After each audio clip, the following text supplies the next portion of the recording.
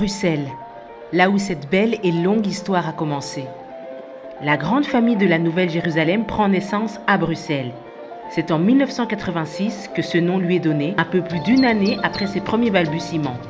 Petit à petit, elle va prendre son envol, sous la direction de celui qui en sera le pasteur pendant plus de 3 décennies, l'évêque Martin Moutiébélé Lukanda. Rien ne laissait augurer qu'elle compterait à ce jour plus de 30 églises réparties partout en Belgique et à l'étranger.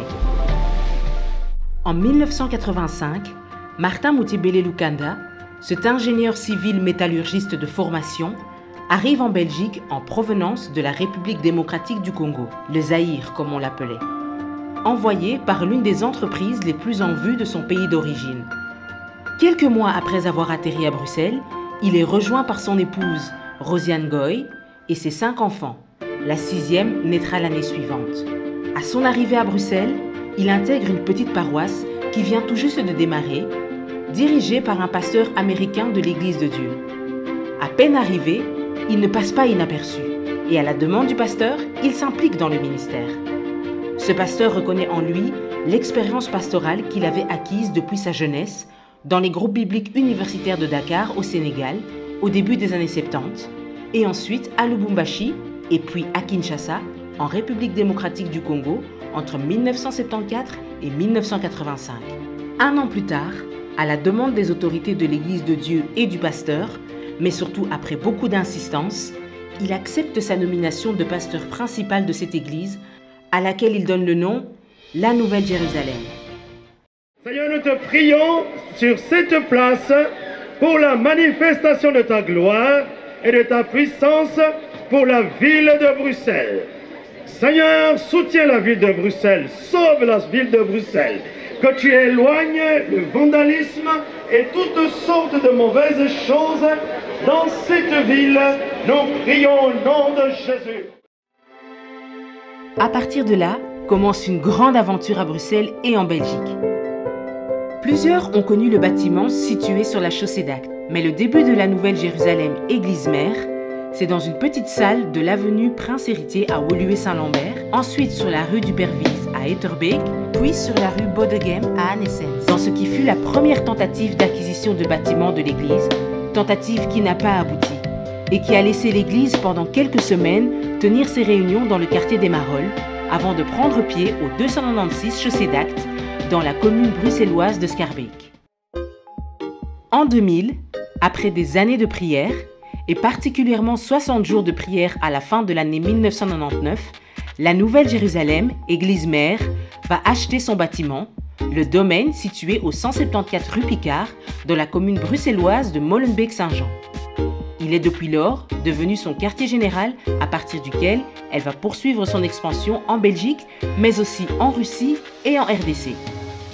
Cependant, les premières années d'expansion de la Nouvelle-Jérusalem, Église-Mère, vont se faire pendant les 12 années et plus passées à la chaussée d'Acte, années durant lesquelles l'église va connaître une croissance phénoménale et va s'implanter année après année, ville après ville, sur tout le territoire de la Belgique et même au-delà, comme en Allemagne ou à Atlanta aux États-Unis. C'était pour répondre à un besoin précis.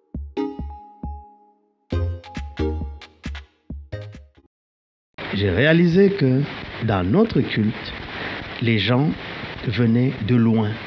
Au début de l'église, les gens voyageaient des kilomètres. Et je me rappelle d'une dame d'un certain âge, elle devait avoir 70 ans, 75 ans, une femme congolaise mariée à un blanc qui vivait à Liège en hiver. Elle venait, nous avions culte mercredi et vendredi. Elle venait mercredi au culte, elle venait vendredi, elle venait dimanche, été comme hiver. J'ai dit non, c'est pas normal. On doit faire une église pour que cette maman ne se déplace pas. Et c'est comme ça que je suis allé commencer une église, d'abord à Anvers, et puis à Liège.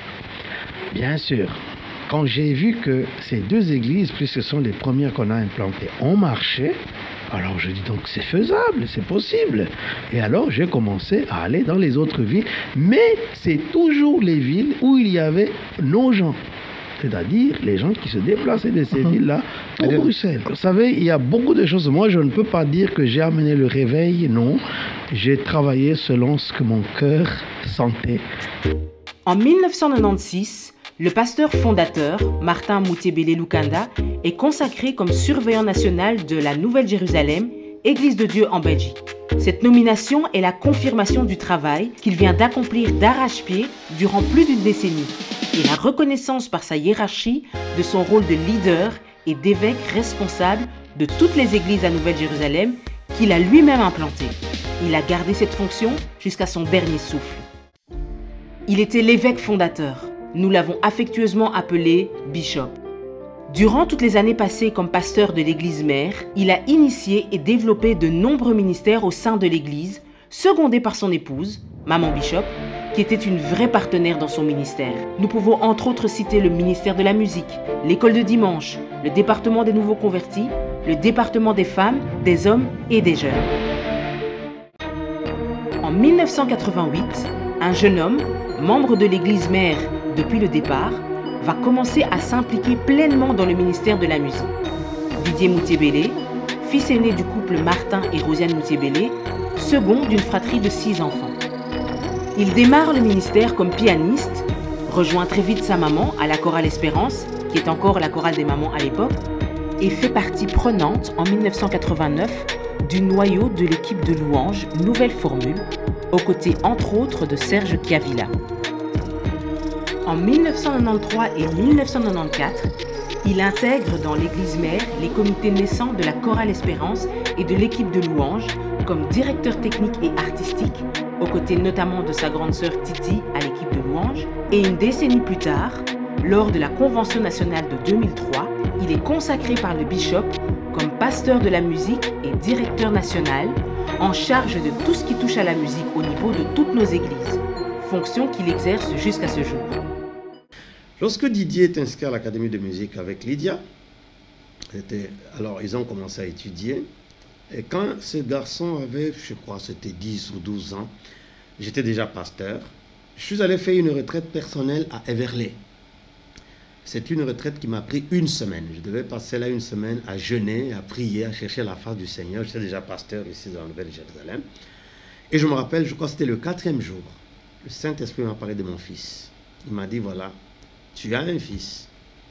Je veux qu'il soit ton aide et ton soutien. Moi, je ne comprenais pas ce qu'il voulait dire. Il me dit, quand tu rentres, tu lui imposes les mains et tu pries pour lui pour qu'il prenne conscience qu'il doit être ton aide et ton soutien. Et c'est ce que j'ai fait quand je suis revenu. Alors, je suis content parce que depuis, il a commencé à jouer au piano à l'église depuis qu'il avait, je crois, 11 ou 12 ans. Et jusqu'à ce jour, il me soutient beaucoup et il est une aide. Et c'est comme ça qu'il a entraîné aussi tous ses frères et toutes ses sœurs qui ont étudié, mais il les a entraînés à être des serviteurs dans l'église au niveau de la musique. Ingénieur industriel de formation, il est cadre dans une société internationale en tant que Facility Manager, métier qu'il exerce en même temps que son ministère. Passionné de musique, formé dans les académies de musique de la capitale bruxelloise, il est également auteur, compositeur, arrangeur de nombreuses chansons, initiateur de plusieurs projets musicaux, dirigeant de la chorale Espérance. Il prend la direction de la chorale de masse de la Nouvelle-Jérusalem en 1994, un peu plus d'une année après sa création, direction qu'il exerce jusqu'à ce jour. Il est aussi, depuis 2007, marié à Claudine Chiribagoula et père de 3 enfants, Sephora, Tito et Nathan. Durant de nombreuses années, entouré de son petit frère, le pasteur Tito, et de ses sœurs, Titi, Lydia, Grace et Aimée, il travaille aux côtés de son père, l'évêque Martin, qui petit à petit le prépare à reprendre la relève de l'église. Quand finalement, après plusieurs années de résistance, le pasteur Didier accepte enfin l'appel de son père à le succéder, il ne se doute pas que le flambeau qu'il a accepté de prendre va arriver plus tôt que prévu, suite au départ soudain de l'évêque le 29 août 2019. C'est finalement le dimanche 24 novembre 2019 qu'il est consacré comme pasteur titulaire de la Nouvelle-Jérusalem, église mère, sous le regard ému de sa maman et d'une église qui vit une nouvelle page de son histoire. 2019 a été une année difficile, car elle laisse le triste souvenir de la perte de notre pasteur fondateur, l'évêque Martin Moutébélé. Mais 2020 va s'avérer être une année probablement encore plus difficile, par le départ prématuré de maman Rosiane Moutébélé, notre maman, suivi du départ de plusieurs vaillantes héroïnes de l'Église. Tout cela n'a pas rendu la tâche facile au pasteur Didier. Mais nous allons de l'avant, par la force que le Dieu de grâce a mis dans notre pasteur, aidé par une équipe de pasteurs assistants dynamiques, de responsables de ministères déterminés et de fidèles aimant leur Église. La Nouvelle Jérusalem Église Mère a été durant plus de 3 décennies l'initiatrice des conventions nationales à partir de 1992, le centre médical La Miséricorde à Kinkole en RDC créé en 2006, la faculté de formation théologique créée en 2009. Toutes sortes de projets sont en cours, dans la lignée de ce que l'évêque fondateur avait instauré. Il avait une vision d'unité entre les églises, de collaboration, d'entraide et de soutien. Il avait le cœur tourné vers les autres et se voyait comme un messager de Christ. Tout ce qui lui importait, c'était la propagation de l'Évangile, la conversion des âmes qui mène au salut. Nous, Église Mère, continuons à marcher dans cette vision afin de faire de toutes les nations des disciples.